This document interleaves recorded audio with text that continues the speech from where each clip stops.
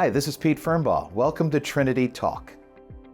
Hi, our guest today is Wendy Ralston. She's Director of Behavioral Health Services here at Trinity Health System. Welcome, Wendy. Thank you for being here. Absolutely. Thanks for having me. So, Director of Behavioral Health Services. Obviously, we're going to get into some of the issues surrounding the holidays and all that, but I thought it would help our listeners, our viewers, if you could give them an overview of what you do as Director of Behavioral Health Services. So it's very broad. So we have a very big, large umbrella of what we care for in the community. We see ages between 6 and about 65. So not only do we have our acute inpatient that we see that somebody really is in a crisis and they need a very acute stabilization, but we also have the outpatient setting where we bridge them back into the community. We have a 30-day residential unit. Our outpatient, we focus on the intensive outpatient therapy groups.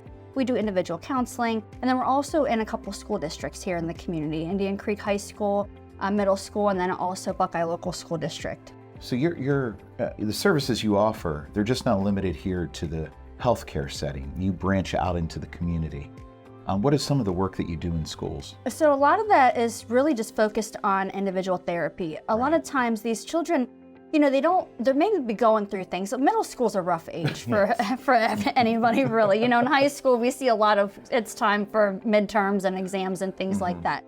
The school, when your children are in school, that is the majority of their day, the majority of their life. There's a lot of stressors that go into that, bullying, just every day, figuring themselves out, hormones. The counselors are there to kind of help bridge that between home and school life and just make sure that they're stable. Early recognition signs if they are becoming more acute and they need something more intensive. That's a great service you offer to the community. The thing that stood out to me is what you said about middle school being the toughest age. I think we forget it the older we get, but that is really when you're figuring yourself out, as you were saying, where you fit into your society, where you fit in with your peers and everything. What are some of the things that you're helping middle schoolers with beyond what you've already told us? Really just a lot of it is just coming out of their comfort zone and out of their shell, making friends. It's a very odd stage for a lot of individuals, and a lot of students that age. I'm having flashbacks right now. I know, it's horrible. You start with just going through the basic concept of puberty. Your body's changing and hormone changes, and then there's additional pressure. You're not in that elementary setting to where, maybe mom packs your lunch every day, you go to one classroom and you're there for the whole day. You start to learn how to go through multiple classes, juggling sports on top of academics, and there's just a lot of pressure that's coming down. That's correct. What a wonderful service. What is the feedback you routinely get in working with middle school? Oh, it's fantastic. Yeah. We work very close with TC Chapelier, a lot of Dr. Minchik at the middle school. We work really closely with them, and the feedback is always great. The counselors, as well as just the students, they come back every year. We see the same students that come back, and we get new ones, and it's just a lot of positive impact. Do a lot of formative relationships. Absolutely. I would imagine at that age, it helps them to have like a steady presence in their lives, a stable place they can go and hash out what they're feeling. It's a safe place. Yes, that's wonderful. I didn't know. I've done a lot of work with you before. Yeah, absolutely. I had no idea you did that, so I'm fascinated to learn that. Absolutely. I want to transition now to more although this affects all demographics as well, we think of it more as affecting adults. So it's December. Obviously, people are preparing to celebrate the holidays, and we're being pummeled with joy wherever we look. Decorations and bright colors and lights and everything. That doesn't have a positive effect on everybody, does it? No, absolutely not. Unfortunately, I don't know if you've heard the term of seasonal affective disorder. Sad. Yes, and it is what it It's stands appropriately for. named, It's sad. So with this, you really start to see there's a lot of individuals that love the hustle and the bustle of the holidays and the anxiety driven, get all these things done.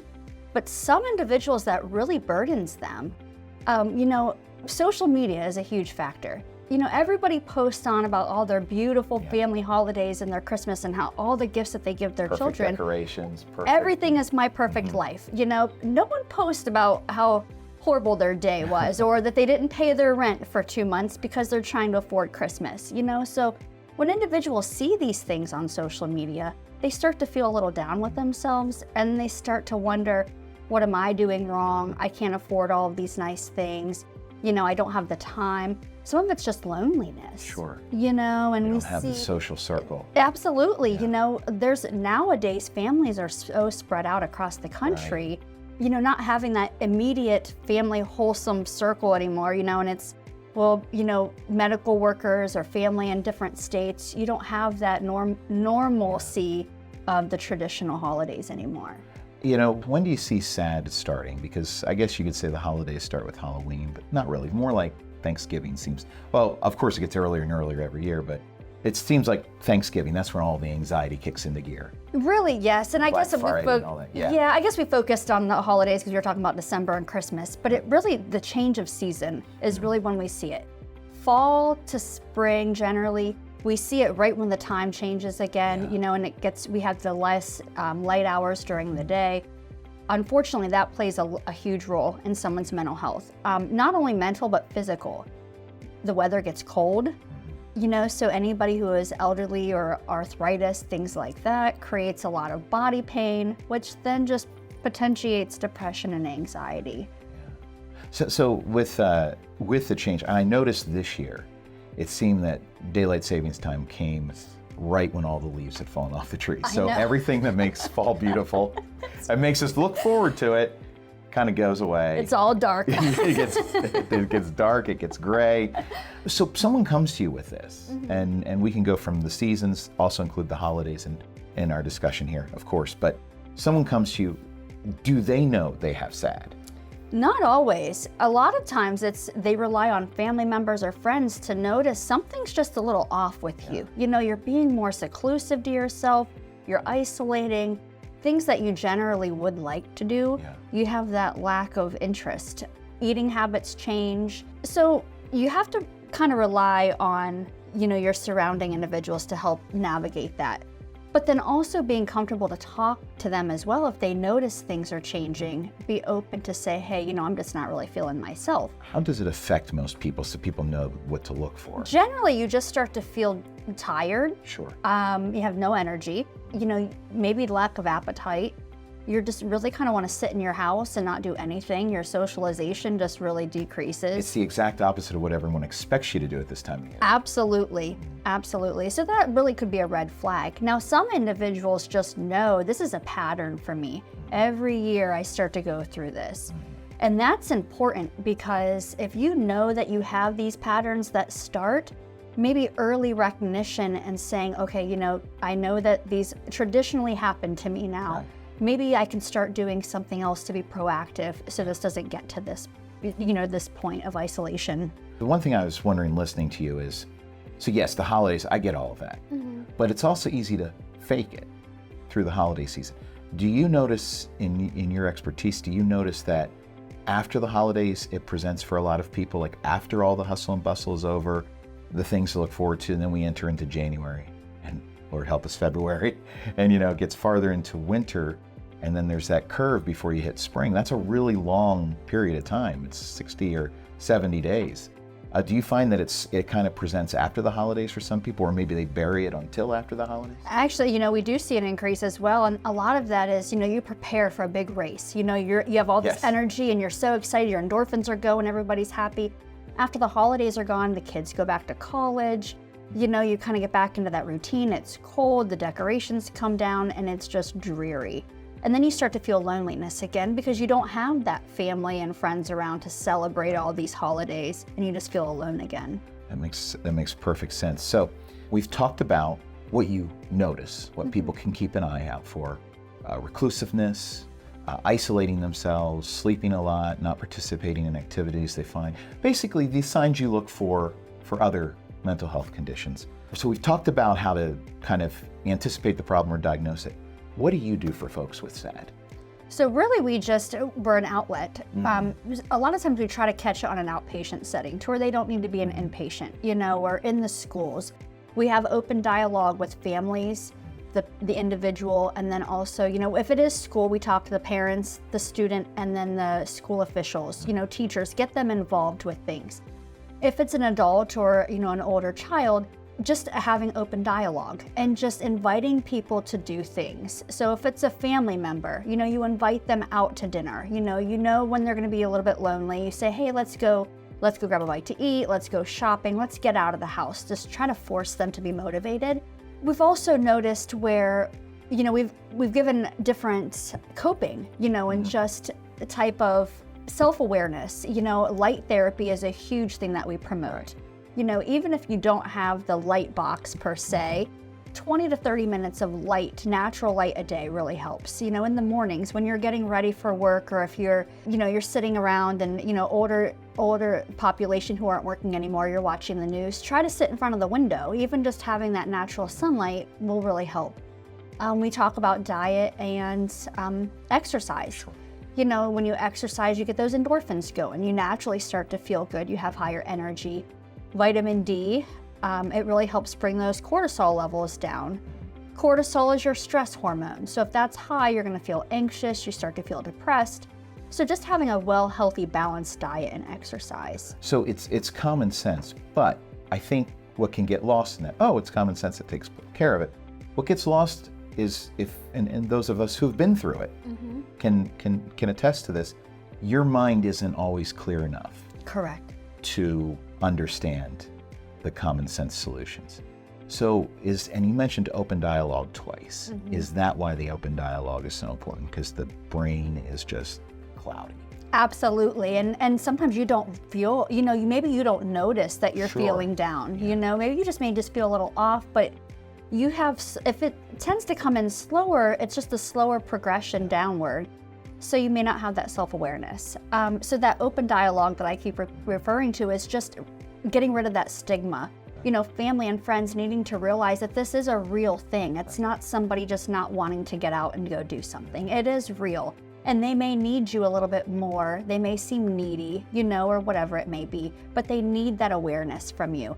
And they need that open concept that they're not going to feel rejected when they come to you and say, I just don't feel like myself. Is part of the work you do with that open dialogue, is that there's some intervention? Because you mentioned there are people who don't realize it. I mean, I have a friend who his wife can tell whenever he's entering, he struggles with SAD. And whenever he's entering that, because he gets more irritable, he gets shorter, he yells more, and he's a mild-mannered guy. She picks up on those tells, and she can call him out on it. She can say, hey, I think you're going through this, blah, blah, blah. So, I mean, for the person who doesn't always recognize it, how do you deal with that? Is it an intervention? How do you get them to start talking about it? And that's hard, and because unfortunately, if somebody's not ready to talk about something, you're not going to. That's fine. I knew it wasn't going to be a one-size-fits-all answer. Absolutely. We wish, right. That would be so fantastic. much would be easier, right? About behavioral health. World peace, everything's great, But unfortunately, it's just the continuous reassurance. Yes. Just say, you may not be ready to talk about it right now. I know something's wrong. Let's go do something. Or I'm here when you are ready to talk, or I'm here if you're ready to go do something.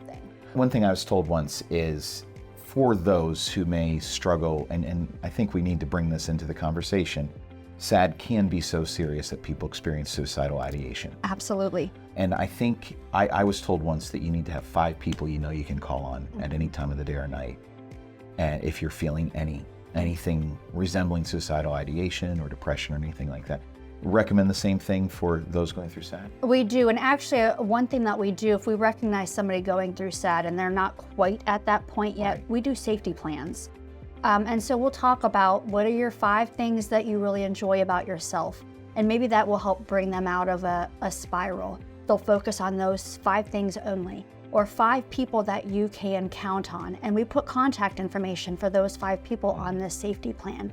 And to them, that's like a quick resource. I'm really starting to hit rock bottom. Let me pull out my safety plan, and I can reach out to 5 people that I trust. I think when you write that, I didn't mean to interrupt you. No, you're okay. I think when you write that down, even if you don't, I think that, in my case anyway, that stirs up the thoughtfulness. That stirs up the self-awareness. I'm like, oh, wait, I'm writing this down. I have numbers here. Why am I doing this? Oh, it's because I'm going through a dark time. I mean, that can help with self-awareness, right? Absolutely. Yeah. And sometimes it's not even an individual per se, because it does help bring awareness that I do have people that love me. I do have people that care about me. And it brings that awareness to, hey, I'm writing these names down. I do have somebody I can call. But it doesn't always necessarily have to be family or friends. I mean, it could be a local resource. Right. It could be a cashier you ran into, and you could say, just put cashier at the store, and just knowing, get to the store and talk to that person, or a healthcare official that you've run into. The emergency room is always a great resource to kind of put you into different areas. all of the hotlines. Right, I You was know, just thinking that, yeah. we have the suicide hotline that you can text or call. Our services, we're open 24/7, and you can just call for those, you know, and just have 24/7, Trinity Health Systems Behavioral Health Services are available, okay? Yes, and you can just call and you know, I'm going through something, and then the person on the other end of that crisis line can navigate, okay, do you need immediate attention right now, or let's do a safety plan over the phone? And they work through that process. And we're becoming even more sophisticated as a society. We're so aware of this stuff now. I mean, it used to be hush hush. Someone would be depressed. Oh, they're just not feeling well. Right. It's just amazing how far we've come. And I know we still, there's always more. Absolutely. We're human. Yeah. But could you talk about that, like how sophisticated it is, how many resources there are? Like if you're alone, you don't have to go through this alone. As a society, we're more cognizant of what you're going through. Absolutely. You know, I think the biggest takeaway is it's okay to not be okay. Yes. You know, that's just something that's really important to know. You know, like you mentioned the stigma and what society used to be, it's because nobody can see the mental health. You know, we may see symptoms of something might be off, Right. but you could have symptoms with a bellyache. You know, I might not feel good. I want to lay in bed because my stomach hurts, you know. That's the difficult part, is being aware of something is not right. You know, somebody has a broken arm, you can see that their arm is dislocated. You know, if somebody's having a heart attack, you can see the physical symptoms. Mental health, it's very difficult. So you have to rely on just conversation and just being open to the fact that somebody might be going through a mental health crisis. So astute what you just said about, you know, we're just not always aware of why we're going through something. You know, one thing that's helped with my mental health issues is journaling, because the conversation I may not feel like I'm ready to have with others, I can have with myself. Do you find a lot of value in something like journaling? I journal every day. So, and it's just something, sometimes it's just what I'm thankful for today. Sometimes it's, you know, all the things just my gratitude. I try to focus on a gratitude journal. There are days where I'm negative. You know, I'll be the first person to admit that, you know, this day has just gone to heck and I'm just negative and I'm not happy. I'm a very hypomanic, anxiety-driven person anyhow, so sometimes it's just a bunch of garbled mess. But that's okay. It's a safe place to put all of these emotions out there. No one's judging you, no one's reading it. It's, you know, I don't know if you, back in high school or early days, you write the note to somebody and you catch it on fire, and then it, you know, all the burn book or whatever it was. My friend and I have a pact that whoever goes first, we burn that person's journals. So I guess the one who goes last, our journals don't get burnt. Now that I think of it, but yeah, no, I know. But that's what journaling does for me. Like I can just pour my thoughts I may disagree with 2 weeks down the road or 2 hours from then. Absolutely. But I got it out. But you got it out. Yeah. Something else that has also helped me, and just would be interested in your expert perspective. I know what they say online, but meditation. And I don't really do any more than 10 minutes a day. And it's not so much a spiritual meditation as it's breathing. So there's some visualizing and all that going on. But I find even just a breathing meditation helps me. Yes, and now that is significant. It's huge. I'm still trying to master the art of meditation. I can't get my brain to shut off long enough to do it. So, but it works very well. It just gives you a quiet place to go and just channel one thought, one energy, and just let it all out. Breathing is what we really focus on an inpatient and outpatient setting. It causes your heart rate to decrease. It causes your mind to just clear and be open. So that is a great resource. Now, there are no rhyme or reason of how to do it. No, there's not. You know, it's just what works for you. You know, they have multiple things online now that you can look up, and just different YouTube channels. YouTube channels, how to. Ambient channels on YouTube help me. There are just some that just play a very almost innocuous piece of music, but it's that like steady noise that helps. That pleasant like music in the background that helps me. Absolutely. See, we've got so many things out there. We just have to be willing to take care of. So where does personal responsibility come into all of this? That's so tough when a person's going through a rough time. People don't want to admit, you know, I'm not okay right now. You know, I think there's just been, I want to beat my chest that I'm high, I'm powerful, I'm just mighty, I can't, nothing's going to bring me down. But it's okay, like I said, to not be okay, you know, and just accepting that you need to either have additional help or accepting that you need a channel to to have an outlet for all of these negative feelings and thoughts and things like that. Even just recognition. And then there are people there who can help you with the rest. Absolutely. Yeah. The point is, we don't want people to get to that point where they do harm to themselves. Correct. And that's what I love about living in this time, because we are more concerned about keeping people safe, mentally and personally, than I think ever before. I can wholeheartedly agree with you. I think now, just as a nation, even just funding on the state level, there is so much more recognition and mental health issues and where that really falls into the umbrella of now what happens after this. So there's so many precipitating factors to going into mental health, and there's also so many cascading events that happen due to not addressing the elephant in the room. Absolutely. I love the cascading. It cascades downward, of course, and if we don't get a handle on it now, and that applies both on a political level, on a funding level, as well as a personal level. If you don't address it today, it's just going to magnify. So please take advantage of Trinity Health System's resources. Please reach out to people that care about you. Wendy, I am so happy that you came on. I hope we can have you on again. There's some other things I'd like to. Behavioral health is just such a compelling subject, and we just explored one tenth of a tenth of a tenth. Absolutely, it's very interesting. There's so many different cobwebs that go into the whole mess of it. But we are here, so let us help you, essentially. And I think, just not to prolong the conversation, but I think it's okay not to be okay. It's okay not to enjoy the holidays. Absolutely. It is okay. Your feelings are, I kind of hate that phrase, your truth, but I'll say it anyway. Your feelings are your truth. That's your story. And if you're not enjoying the holidays, that's okay. That is okay. Yeah. And there are people, if they really love you, that they will understand where you're coming from. Yeah. Is that a fair statement to say? That is an absolute fair statement. Actually, I tease my dad all the time. My dad has a very difficult time with the holidays, with just grief. Sure. And when my grandmother was alive, she was the glue that held everything together. So holidays and family gatherings, they were always status quo, and that's just what we did.